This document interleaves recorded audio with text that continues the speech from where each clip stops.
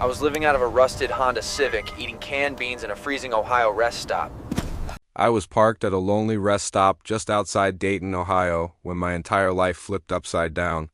It was a cold Tuesday, so cold my breath was fogging up the windshield of my 2008 Honda Civic, the same car I'd been living in for the past 6 months.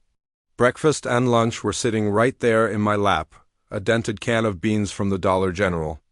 I cracked it open with a sigh, telling myself that this had to be rock bottom, that nothing worse could possibly happen. And then my phone buzzed.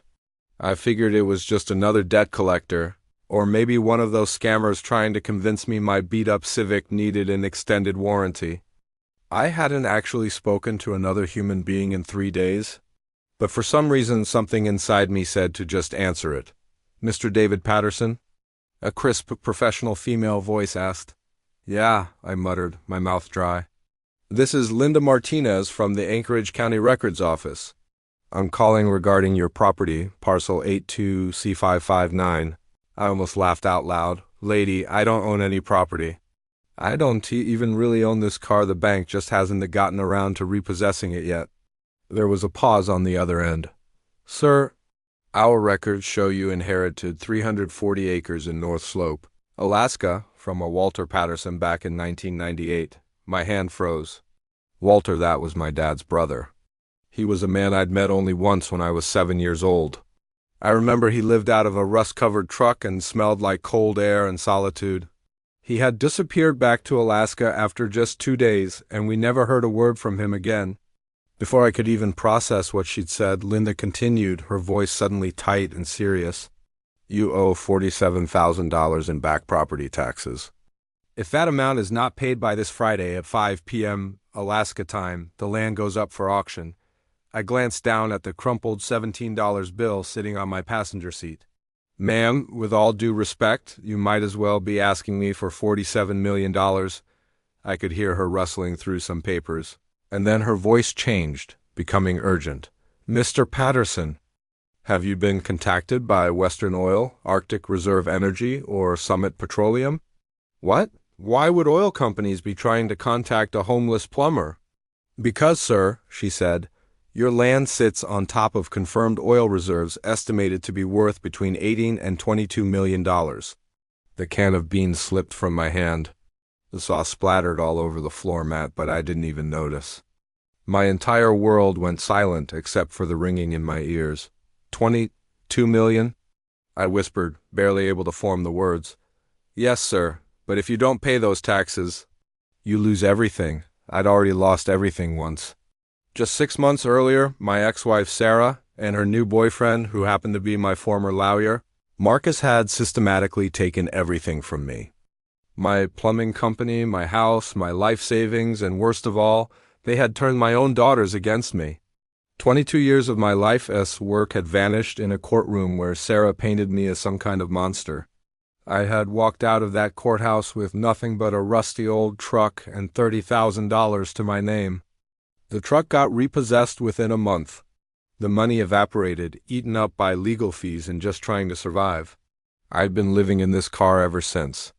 And now, this stranger on the phone was telling me I was sitting on a $20 million fortune.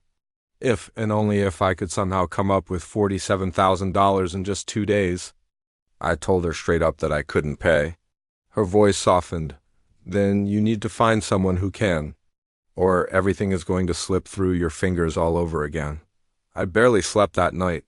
The cold seeped into my bones, but it was nothing compared to the chill of her words. All I could think about was Sarah, right after the divorce, sneering at me. "Enjoy poverty, David." I pictured Marcus laughing as he held her hand in court. I thought about my daughters who refused to even take my calls because their mother had poisoned their minds against me. And then a memory surfaced from decades ago.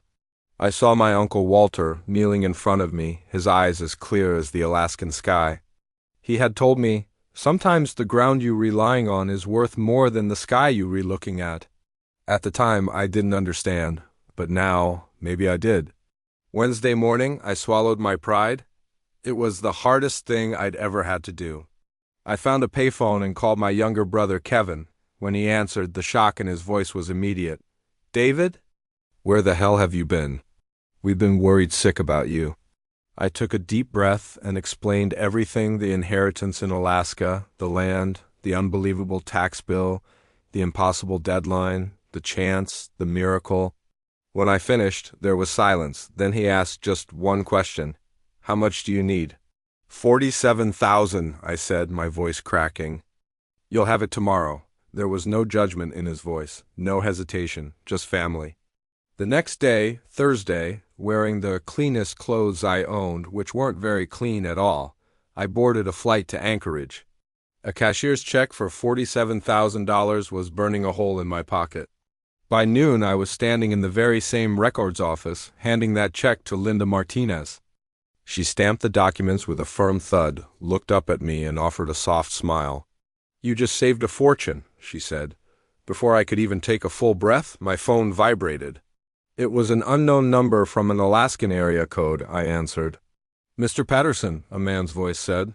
"This is John from Western Oil. We'd like to discuss acquiring the mineral rights to your new property." The game had just begun. Thanks for watching, and don't forget to subscribe to see what happens next.